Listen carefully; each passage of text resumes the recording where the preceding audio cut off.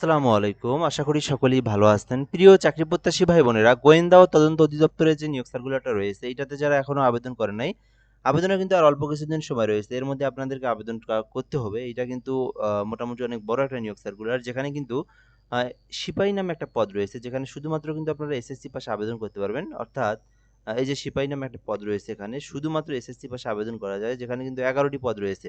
এটা কিন্তু অনেকটাই ডিফেন্সের চাকরির মতো এই পদটা। তো যারা গোয়েন্দা ও তদন্ত অধিদপ্তরে নিয়োগ সার্কুলার করতে চান, সরকারি নিয়োগ সার্কুলার এটা, স্থায়ী রাজস্ব খাতভুক্ত নিয়োগ সার্কুলার, বাংলাদেশের ৬৪ জেলার যেকোনো প্রার্থী কিন্তু এই সার্কুলারে আবেদন করতে পারবে।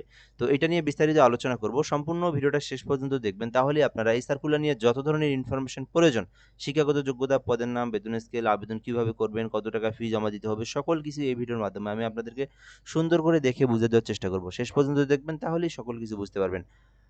এখানে বলা হয়েছে যে অর্থ মন্ত্রণালয় অভ্যন্তরীণ বিভাগ থেকে নিয়োগ সার্কুলার প্রকাশিত। বাংলাদেশের যেকোনো প্রকৃত নাগরিক আবেদন করতে পারবে। বাংলাদেশের ৬৪ জেলার যেকোনো প্রার্থী, ছেলে-মেয়ে উভয় অনলাইনের মাধ্যমে আবেদনের জন্য আহ্বান করা যাচ্ছে। তো এর মধ্যে একটা বিষয় বলে নিই, যারা আমাদের চ্যানেলে নতুন আছেন অবশ্যই চ্যানেলটিতে সাবস্ক্রাইব করে রাখবেন। আমরা কিন্তু বাংলাদেশের সকল সরকারি নিয়োগ সার্কুলারগুলো এই চ্যানেলে আপলোড দিয়ে থাকি।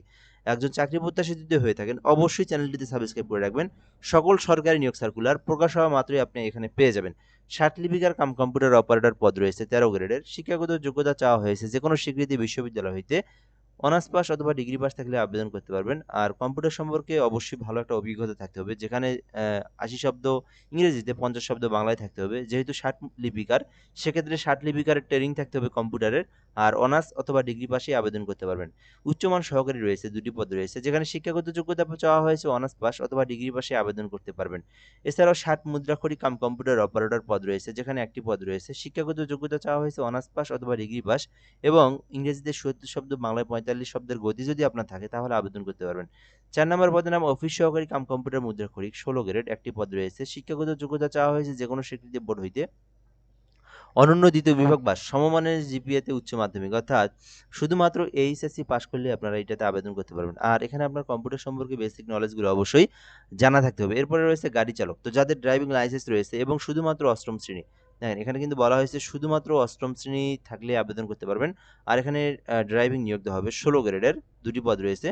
তো ৩ বছরের কাজের অভিজ্ঞতা থাকতে হবে এবং বৈধ একটা ড্রাইভিং লাইসেন্স থাকলে আপনি আবেদন করতে পারবেন। এরপরের যে পদটা রয়েছে এটাই কিন্তু সিপাহি পদ। এটাতেই কিন্তু সকলের আগ্রহ যে সিপাহি পদ, ডিফেন্সের চাকরি। আর পদের সংখ্যা কিন্তু মোটামুটি অনেক বড়, যেখানে ১১ টি মোট মোট পদ রয়েছে। আর এটা কিন্তু ১৭ গ্রেডের, ঠিক আছে? সিপাহি পদ ১৭ গ্রেড, ১১ টি পদ রয়েছে। শিক্ষাগত যোগ্যতা চাওয়া হয়েছে মাধ্যমিক স্কুল সার্টিফিকেট, অর্থাৎ শুধুমাত্র এসএসসি পাস করলে আবেদন করতে পারবেন। যারা শুধুমাত্র এসএসসি পাস করেছেন তাহলে আপনি আবেদন করতে পারবেন। এখানে পাসপোর্ট ৪ ইঞ্চি আপনার উচ্চতা লাগবে। আর পুরুষদের ক্ষেত্রে, মহিলাদের ক্ষেত্রে মাত্র ৫ ফুট ২। খুব একটা বেশি না, মাত্র ৫ ফুট ৪। পুরুষদের ক্ষেত্রে মাত্র ৫ ফুট ২ ইঞ্চি, মহিলাদের ক্ষেত্রে তাহলেই আবেদন করতে পারবেন এসএসসি পাশে, আর কোনো অভিজ্ঞতার প্রয়োজন নাই। এরপর ফটোকপি অপারেটর রয়েছে, এটাতে আপনার এইচএসসি পাশে আবেদন করতে পারবেন। তো এখানে আপনার যোগ্যতা অনুযায়ী আপনি যে পদে চান আবেদন করতে পারেন। আবেদন করতে আপনার বয়সটা অবশ্যই ১৮ থেকে ৩২ এর মধ্যে হতে হবে, তাহলে আপনি আবেদন করতে পারবেন। এরপরে বলে দেওয়া রয়েছে এখানে কিভাবে আপনি আবেদন করবেন, আবেদনের প্রসেসটা দেওয়া রয়েছে। তো এইখানে আবেদনের জন্য আপনাদেরকে, যাদের নিজেদের ল্যাপটপ, কম্পিউটার, পিসি রয়েছে, যারা নিজেরাই আবেদন করতে পারেন, তো এখান থেকে VATAIITeletalk.com.bd লিখে অনলাইনে সার্চ করতে হবে। তো VATAIITeletalk.com.bd অনলাইনে লিখে সার্চ করবেন, তাহলে আপনারা আবেদনের ফর্মটা পেয়ে যাবেন। ওখানে আপনি আপনার সকল পার্সোনাল, এডুকেশনাল একটা ছবি স্বাক্ষর, এই যে ছবি ৩০০ বাই ৩০০ পিক্সেল, ৩০০ বাই ৮০ পিক্সেলের স্বাক্ষর দিয়ে আপনার আবেদনটা সম্পূর্ণ করতে হবে। আবেদনটা সম্পূর্ণ করার পরে আপনাকে পেমেন্ট ফি জমা দিতে হবে। এর মধ্যে একটা বিষয় বলে নিই, এটার কিন্তু আবেদনের সময় আর মাত্র আ অর্থাৎ আজকে ৭ তারিখ আর আজকে আগামীকাল ৮ তারিখ। আর মাত্র ২ দিন সময় রয়েছে। তো এই ২ দিনের মধ্যে আপনার এই আবেদনটা করতে হবে। আগামীকাল বিকাল ৫ ঘটিকার পরে কিন্তু আবেদন করতে পারবেন না। বিষয়টা আমি আবারও সুন্দর করে ক্লিয়ার করে বুঝাই দেই যারা ভিডিওটা দেখতেছেন।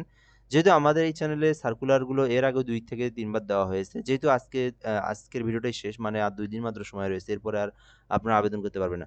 অর্থাৎ ৮ তারিখ ৪ মাস। আমি আবারও বলি, আজকে ৭ তারিখ, আগামীকাল ৮ তারিখ বিকাল ৫টা। আগামীকাল বিকাল ৫টার পরে অটোমেটিক্যালি ওয়েবসাইট বন্ধ হয়ে যাবে। যারা ভিডিওটা ৭ তারিখে দেখবেন, আগামীকাল ৮ তারিখ বিকাল ৫টা পর্যন্ত দেখবেন, শুধুমাত্র তারাই আবেদন করতে পারবেন। এর মধ্যে একটা বিষয় বলে নিই, আপনি চাইলে আমাদের মাধ্যমেও আবেদন করে নিতে পারেন। বাংলাদেশের সরকারি সকল নিয়োগ সার্কুলারে আবেদন করে দিয়ে থাকি। তো যারা ঘরে বসে থেকে একদম নির্ভুলভাবে আমাদের মাধ্যমে আবেদন করে নিতে চান, এই নাম্বারে হোয়াটসঅ্যাপে এসএমএস করতে পারেন। আমরা কিন্তু একদম সুন্দরভাবে আপনার আবেদনটা করে দিতে পারবো।